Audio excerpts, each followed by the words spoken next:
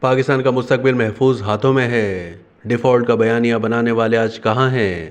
Army chief کا اہم خطاب۔ پاک فوج کے سربراہ جنرل عاصم منیر نے کہا ہے کہ پاکستان کا مستقبل محفوظ ہاتھوں میں ہے۔ جو پاکستان کے ڈیفالٹ کا بیانیہ بنا رہے تھے وہ آج کہاں ہیں؟ پاک فوج کے شعبہ تعلقات عامہ ISPR کے مطابق قومی یوتھ کنونشن سے خطاب کرتے ہوئے آرمی چیف نے کہا کہ ریاست کی یہ ذمہ داری ہے کہ عوام کو سوشل میڈیا سے پیدا شدہ بے جان اور فتنے کے مضمرات سے دور رکھے۔ آزاد ریاست کی اہمیت جاننی ہے تو لیبیا، شام، کشمیر اور غزہ کے عوام سے پوچھو۔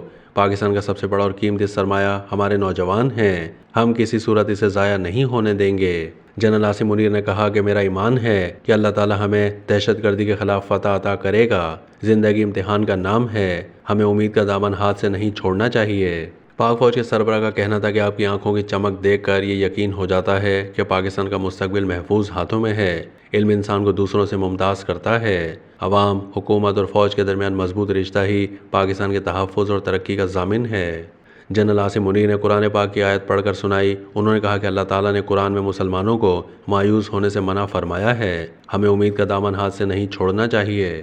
زندگی امتحان کا نام ہے۔ کیا لوگ یہ سمجھ بیٹھے ہیں کہ صرف یہی کہنے پر چھوڑ دیے جائیں گے کہ ہم ایمان لائے اور آزمائش نہ ہوگی؟ خطاب کے بعد وقفہ سوالات کے دوران نوجوانوں کے سوالات کے جواب میں آرمی چیف نے پاک فوج کا موقف بیان کیا۔